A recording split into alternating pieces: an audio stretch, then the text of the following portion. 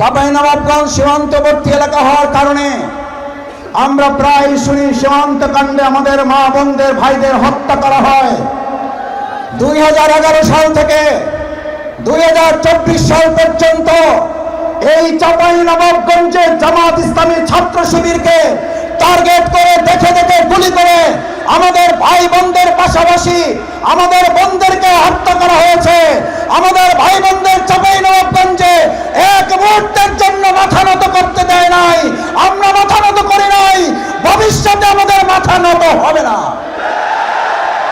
কারণ আজ এখানে ছাত্র যুবক যারা এসেছেন, সাথে যারা অভিভাবক এসেছেন, কবি নজরুলের একটা চমৎকার উদ্ধৃতি আছে, মনে করার কারণ নাই। আপনাদের বয়স 50 হয়ে গেছে, 60 হয়ে গেছে, আপনারা বৃদ্ধ হয়ে গেছেন। কবি নজরুল বলেছিলেন, বার্ধক্যের আড়ালে যৌবন উকি মারে। আমাদের বার্ধক্যে যারা এখানে এসেছেন তারাও যৌবনের উকি মারা বয়স নিয়ে এসেছেন। সুতরাং আমরা আশা করি 18 বছরের বয়স নেই কোনো ভয়। এই বয়স অন্যায় কোথাও মাথা নোয়াবার নয়। আমি আপনাদের কাছে জিজ্ঞেস করতে চাই, ঢাকা বিশ্ববিদ্যালয়, চট্টগ্রাম, রাজশাহী, জাহাঙ্গীরনগর বিশ্ববিদ্যালয় যখন নির্বাচনে টকশো টেলিভিশনে আপনারা দেখতেন, তখন বলতো বিশ্ববিদ্যালয়ে ছাত্রদল ছাড়া আর কাকে ভোট দেবে, ভোট দেওয়ারই তো কেউ নাই। যেখানে নাই বলেছে, ভোট দেওয়ার কেউ নাই, ওনাদের বক্তব্য যেখানে নাই, নাইয়ের উপরে আল্লাহ তাআলা তাদেরকে নাই করে আমাদেরকে ভূমিধস বিজয় দিয়েছেন।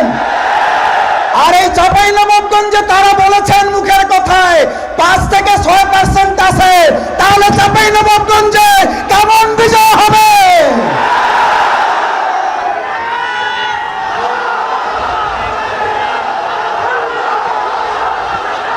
আমার ভাই বোন বন্ধুগণ, আলহামদুলিল্লাহ, তাদের চাঁদাবাজির যেমন বরকত আছে, তাদের মুখের কথায় আল্লাহ অনেক বরকত দিয়ে দিছে। বিশ্ববিদ্যালয়ে নাই বলার কারণে ভূমিধস বিজয়। আর চাঁপাইনবাবগঞ্জে একজন নেতা বলেন 5 থেকে 6% আছে।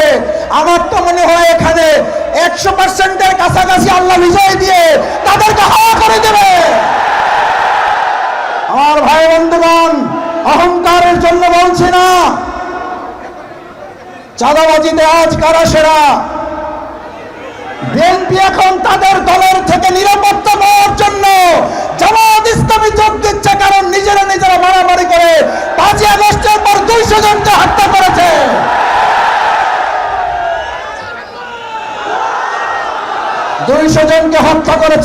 নিজেরা।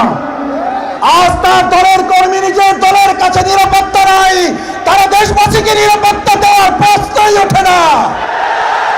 চাঁপাইনবাবগঞ্জবাসী বলে, আগে 5 আগস্টের আগে আমরা একজনকে চাঁদা দিতাম, এক গ্রুপকে, এখন এখানে নাকি 4 গ্রুপকে চাঁদা দিতে হয়।